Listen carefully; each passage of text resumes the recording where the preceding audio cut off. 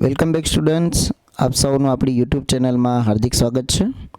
વિદ્યાર્થી મિત્રો, આ વિડીયોની અંદર આપણે ધોરણ 10 વિષય વિજ્ઞાન બોર્ડ પરીક્ષામાં પૂછાયેલા પ્રશ્નો વિશે હું તમને માહિતી આપીશ, જે તમારી આવનારી બોર્ડ એક્ઝામ 2024 માટે મોસ્ટ એમપી હશે। મોસ્ટ એમપી એટલા માટે પણ કહી શકીએ કે ઘણીવાર રિપીટેડ ક્વેશ્ચન ઉપર ભાર દેવામાં આવતો હોય છે, અને ઘણીવાર આ વિડીયોથી તમને એક ફાયદો એ પણ થશે કે જો તમને એ ખબર પડી જાય કે પાછલા વર્ષોમાં કેવા પ્રશ્નો અને કયા પ્રશ્નો પૂછાયેલા છે, તો તમારે આ વર્ષમાં અથવા આ વર્ષે કયા પ્રશ્નો કરવા જોઈએ એની તમને સારી એવી માહિતી મળી શકે। તો સૌપ્રથમ આપણે 2 માર્ક્સના પ્રશ્નોની ચર્ચા કરીશું। આની પહેલાં જો તમારે પહેલા અને બીજા ચેપ્ટરના વિડીયો જોયા ન હોય તો આ વિડીયોના નીચે એની લિંક આપેલી છે, ત્યાંથી તમે જોઈ શકો છો।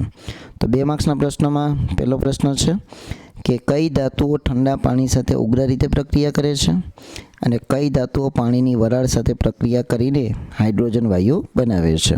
તેના જવાબો તમારે જાતે શોધવાના છે, અને આ મોસ્ટ એમપી પ્રશ્ન છે, બોર્ડની અંદર પૂછાયેલો નથી। એના પછી વાત કરીએ બીજો પ્રશ્ન, ધાતુના ભૌતિક ગુણધર્મો લખો। તો માર્ચ 2022માં પૂછાયેલો પ્રશ્ન છે। અને ત્રીજો પ્રશ્ન, ધાતુઓના 4 ભૌતિક ગુણધર્મો લખો। તો આ ગયા વર્ષે માર્ચ 2023માં પૂછાયેલો પ્રશ્ન છે, એટલે તમારે આ પ્રશ્નને ધ્યાનમાં લઈને ચાલવાનો છે, અથવા એના સિવાયના અધાતુના પણ તમે તૈયાર કરી શકો છો। તો આ વર્ષે જે બોર્ડનું નમૂનાનું પેપર આપેલું છે એમાં તમને એક પ્રશ્ન આપેલો છે, અધાતુ તત્વોના ભૌતિક ગુણધર્મો લખો, જે પણ તમારા માટે મોસ્ટ એમપી છે। અને 5મો પ્રશ્ન છે, મિશ્ર ધાતુ એટલે શું? કોઈ પણ 2 મિશ્ર ધાતુઓના નામ જણાવી તે કઈ ધાતુઓની બનેલી છે તે જણાવો। તો આ 5 પ્રશ્નો તમારા માટે એમપી છે 2 માર્ક્સના। એના પછી વાત કરીએ 3 માર્ક્સના પ્રશ્નો। એમાં પહેલો પ્રશ્ન, કોપરના શુદ્ધિકરણની વિદ્યુત વિભાજનની પદ્ધતિ આકૃતિ સહ વર્ણવો। તો આ 2 વર્ષમાં પૂછાયેલો છે, માર્ચ 2020 અને માર્ચ 2023માં।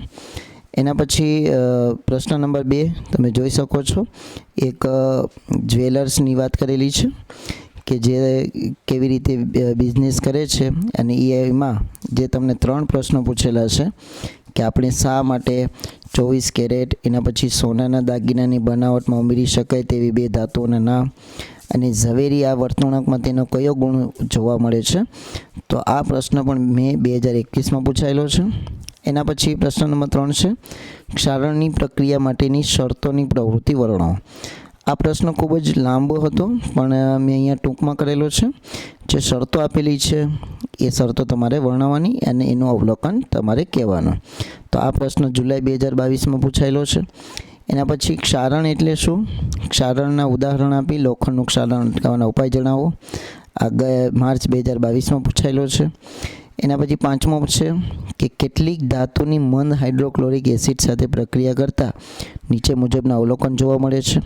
તો 3 અવલોકન છે, પણ આ 3 અવલોકનોના તમારે શું જણાવવાના છે? યોગ્ય કારણ। અને આ પ્રશ્ન ગયા વર્ષે જુલાઈ 2023માં પૂછાયેલો છે। તો આ ટોટલ આવા 6 પ્રશ્નો, બરાબર। તો આ 5 પ્રશ્નો તમારા માટે ખૂબ જ મોસ્ટ એમપી કહેવા છે, તો ફરીવાર રિપીટેડ કરવા એના પર વધારે ફોકસ રાખવું। આશા રાખીશ વિડીયો પસંદ આવ્યો હશે। વિડીયો પસંદ આવ્યો હોય તો આપણા વિડીયોને લાઇક અને શેર કરજો। ચેનલ પર નવા હોય તો ચેનલને સબસ્ક્રાઈબ કરી બાજુના બેલ આઇકોનને પ્રેસ કરજો। Thank you very much.